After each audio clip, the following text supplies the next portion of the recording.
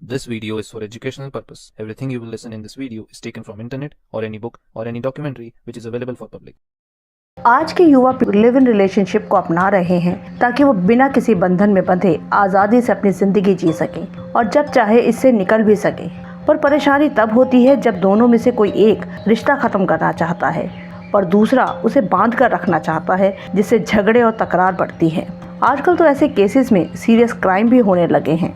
श्रद्धा Warekar murder case, निकी Yadav murder case, ऐसे कई उदाहरण हैं जिसमें अपनी लिव इन पार्टनर का मर्डर तक कर दिया गया और यहीं लिव इन रिलेशनशिप पर कई बड़े सवाल भी खड़े होने लगे। ऐसा ही एक दिल दहलाने वाला केस 2023 में मुंबई में सामने आया, जहां एक उम्रदराज शख्स ने अपनी लिव इन पार्टनर की हत्या कर दी।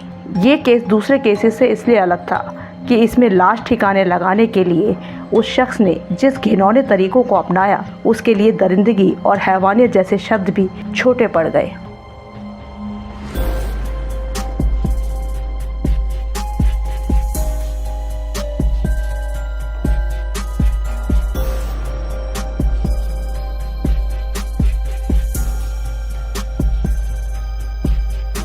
Hello and welcome two digit life. आगे बढ़ने से पहले एक छोटी सी रिक्वेस्ट कि अगर आपको हमारा काम पसंद आता है तो वीडियो को लाइक और चैनल को सब्सक्राइब करके बेल आइकन को ज़रूर दबा दें। तो चलते हैं आज की कहानी पर।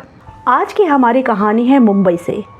मुंबई के मीरा रोड पर गीता आकाशदीप नाम की सोसाइटी है, जहाँ कई बिल्डिंग्स हैं। यहीं एक बिल्डिंग की 7वीं मंजिल पर 4 फ्लैट्स थे, 701, 702, 703 और 704। इनमें से 3 फ्लैट्स के लोग तो आपस में बहुत मेल मिलाप से रहते थे, एक दूसरे के सुख दुख में शामिल भी होते थे।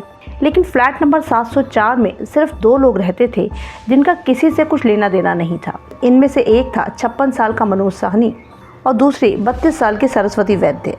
मनोज ने 3 साल पहले ये फ्लैट 10,000 रुपये के किराए पर लिया था। इन दोनों का अपने पड़ोसियों से कोई कांटेक्ट नहीं था, ना ही बातचीत थी। सबको यही लगता था कि ये दोनों पति पत्नी हैं। इसके अलावा इनके बारे में किसी को कोई जानकारी नहीं थी। 5 जून 2023 को सोमवार का दिन था। इस फ्लोर पर रहने वाले लोगों ने महसूस किया कि सुबह से ही कहीं से बदबू आ रही है, जैसे कहीं कोई चूहा मरा हो। सबने अपने अपने घरों को चेक किया पर कुछ समझ नहीं आया। सोमवार का बिजी दिन था, सब अपने अपने काम पर चले गए। मंगलवार को ये बदबू और तेज़ हो गई। इन्होंने सोसाइटी के सेक्रेटरी को भी इसकी शिकायत की। वो दिन भी किसी तरह निकल गया, लेकिन बुधवार को ये बदबू बर्दाश्त से बाहर हो रही थी। इसी फ्लोर पर रहने वाले सोमेश श्रीवास्तव ने बारी बारी सबके फ्लैट पर जाकर चेक किया। 3 फ्लैट्स को चेक करने के बाद सोमेश 704 नंबर फ्लैट के पास पहुंचे। वहां पहुंचते ही बदबू और तेज़ हो गई। अब ये तो साफ था कि ये बदबू इसी फ्लैट से आ रही थी। सोमेश ने दरवाज़ा खटखटाया पर काफ़ी देर बाद भी दरवाज़ा नहीं खुला। सोमेश श्रीवास्तव क्राइम स्टोरीज़ का शौकीन था। श्रद्धा मर्डर केस को अभी साल भर ही हुआ था, उसके बाद से तो ऐसे कई केसेस सामने आए थे। सोमेश के दिमाग में भी बहुत सी कहानियां चल रही थी। अभी वो दरवाज़ा खुलने का इंतज़ार ही कर रहा था कि अंदर से किसी स्प्रे के छिड़कने की आवाज़ सुनाई दी और उसके साथ ही तेज़ खुशबू का झोंका भी बाहर आया। अब तो सोमेश का शक बढ़ रहा था कि ज़रूर अंदर कुछ गड़बड़ है, तभी अंदर की बदबू को छुपाने के लिए परफ्यूम छिड़का गया है। उसने एक बार फिर जोर से दरवाज़ा खटखटाना शुरू किया। अब की बार मनोज साहनी ने दरवाज़ा खोला। उसने मास्क पहना हुआ था। सोमेश ने उससे कहा कि आपके घर से बहुत तेज बदबू आ रही है, जिस पर मनोज ने कहा कि हाँ, शायद कोई चूहा मर गया है, पर अभी मैं बहुत जल्दी में हूँ, शाम को वापस आकर चेक करूंगा, अभी मुझे ज़रूरी काम से जाना है। ये कहते ही मनोज ने फ्लैट के गेट पर ताला लगाया और वो वहाँ से निकल गया। सोमेश उसकी इस हरकत से बुरी तरह चौंक गया। उसे समझ नहीं आ रहा था कि 3 दिन से बदबू आ रही है और ये शख्स इस घर में इतने आराम से कैसे रह रहा था। अब सोमेश के दिमाग में शक बढ़ रहा था।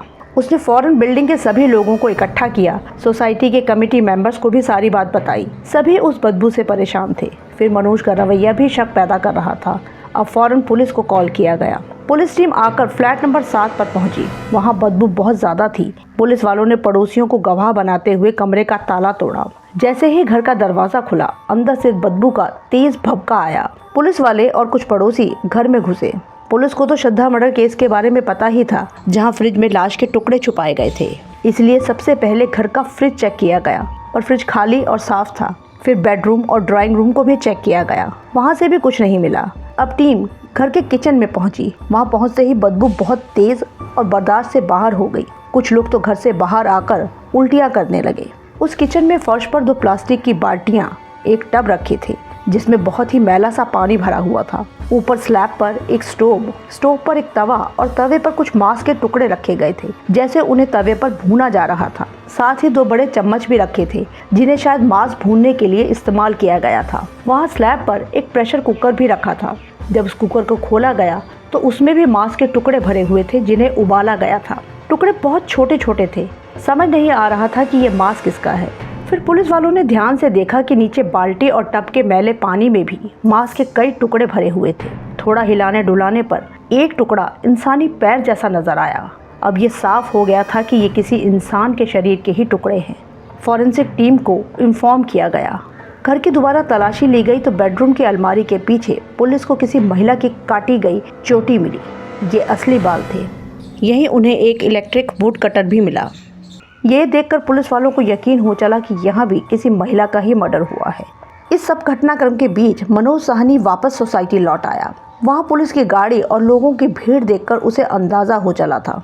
लोग उसे घूर रहे थे।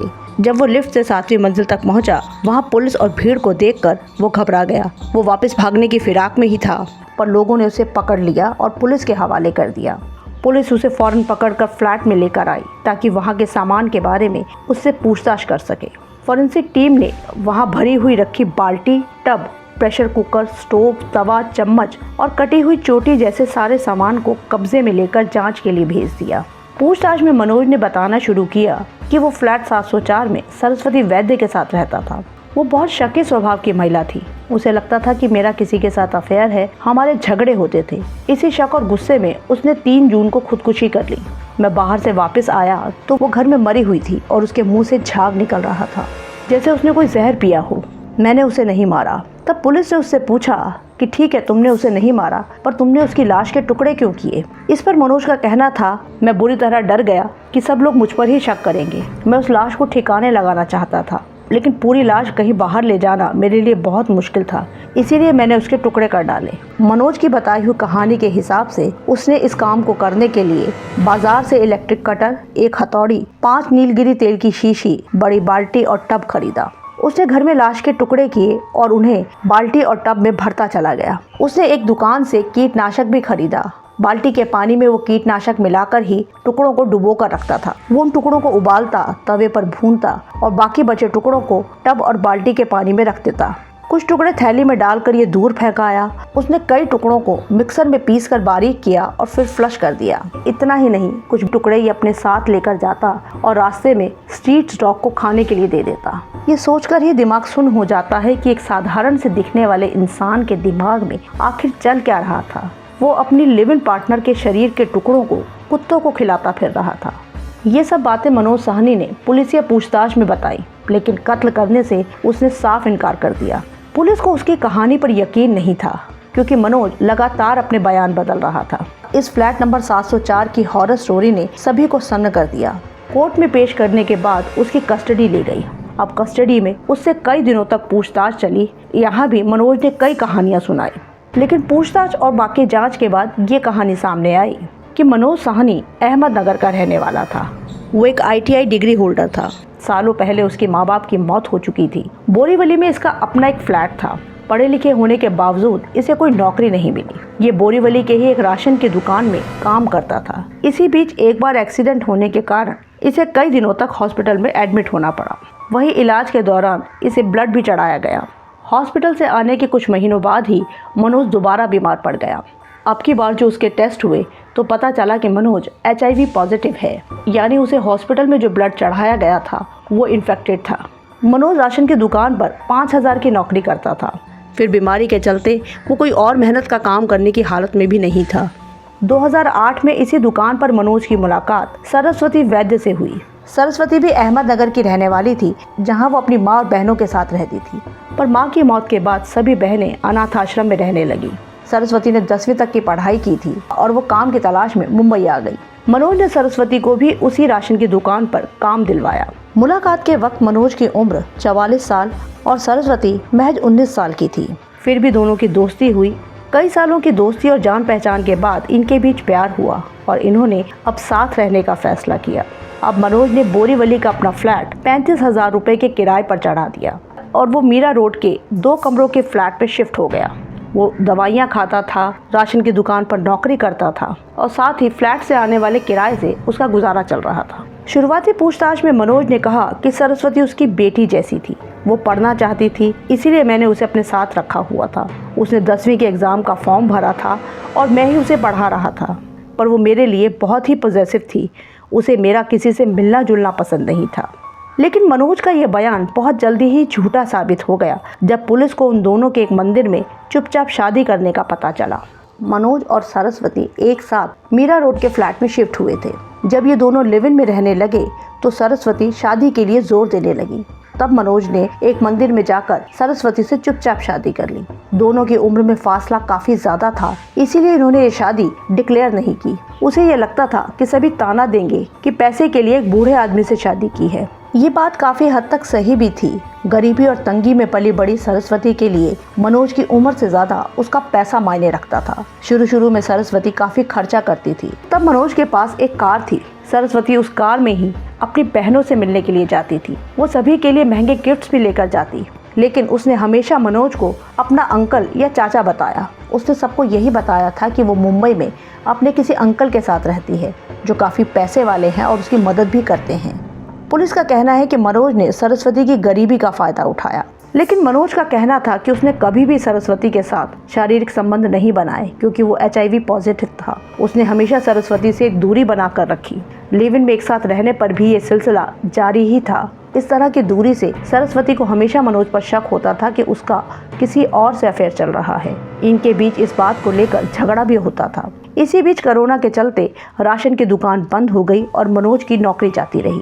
उसकी सेहत भी अब पहले जैसी नहीं थी। अब ये दोनों बोरीवली के फ्लैट से आने वाले किराए पर ही निर्भर थे। आमदनी कम होने से घर में तंगी होने लगी। इनके बीच झगड़े की एक वजह ये भी बनती गई। अब सरस्वती को मनोज के HIV पॉजिटिव होने का पता था या नहीं, इस बात की जानकारी नहीं मिल पाई है।